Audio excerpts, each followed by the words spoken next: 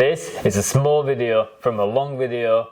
Enjoy. A little bit bigger than ice cream. So what we do is we apply always the cream just before we're going to line that line. The cream always needs to go. The reason being is if we don't put cream, then when the needles go in and out, it tears up the human skin, so it like shreds the skin more. But if you put a little lubricant, the needle hits the lubricant and then goes inside the skin, there's less friction, less skin damage. Makes sense? Yeah. So imagine if you're poking needle into human dry, it would like do a friction burn almost. It would feel dry and sore. But if you put lubricant, it goes smoother. Or you can imagine another place where you had lubricant to make it more work better. It kind of works exactly the same way. Lubricant to lubricant works everywhere. When I'm touching at home, what I use to clean the skins is the Johnson's Baby. Works perfect. It's kind of like the best what I've seen. I've tried cooking oil, but cooking oil cannot outperform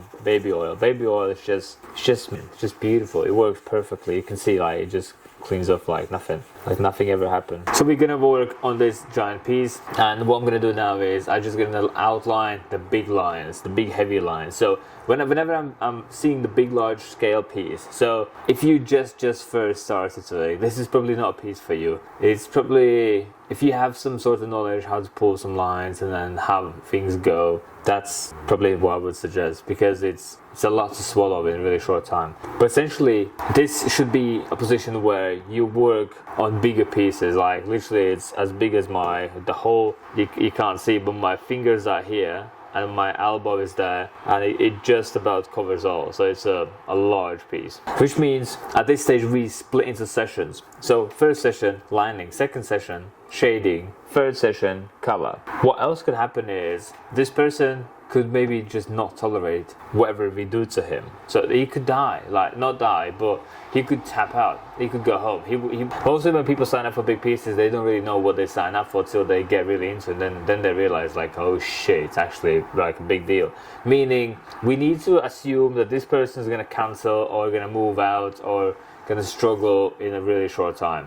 So we need to focus on big lines at the beginning. So at least that's my tactic always, is if this person cancels, for example, if I outline this bone here, then the bone is there and the bone cannot wipe away, the bone can't disappear. If I, for example, outline here and I split the leaves apart, I at least know where the leaves are finishing, just in case if he decides to cancel or tap out or they can't make it anymore and he's suffering or she's suffering, at least I know where the leaves are finishing. And then next time if we need to go from like here to here, it's easier. But if we don't have that leaf mapped out, then we're gonna be in trouble. Meaning when it comes to bigger pieces, I always try to map out just so I'm safe and he's safe. So the client knows he's okay, I'll be okay, we're gonna survive. If you spend way too much time in like this area, for example, but then you have all this and you physically can't really get to there, you're in trouble.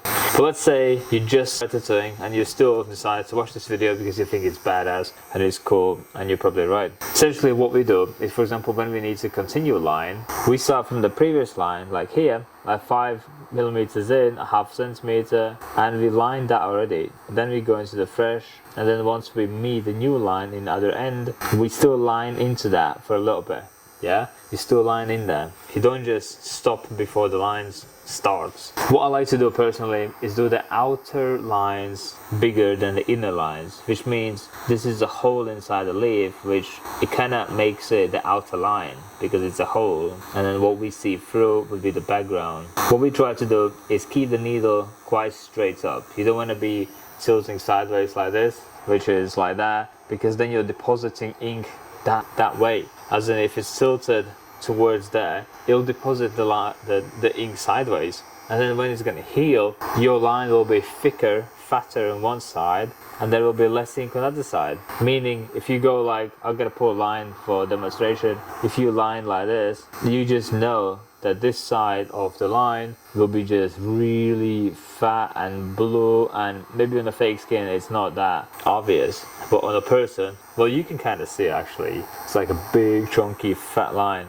because it's being tattooed sideways, it thickens itself. But we try to keep it as straight as, because you want the 14 lines I have now to go all the way straight in, all the 14. And then what else could happen is when you keep it like sideways like that, the bottom lines, the bottom needles here are deeper inside, and then the needles above are not as deep inside the skin. So you are not getting every single needle in the same depth. Different needles are in different depth, but where if you keep it nice and straight like this, you physically have all the 14 needles inside the skin in the same place, same distance towards inside. We're probably gonna clean these big lines with smaller lines, as in like, if you want to see the full video, the link is in the description. You'll take your school's account.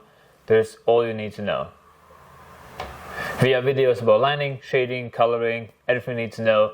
And the more we do, the more we are going towards the business aspect as well.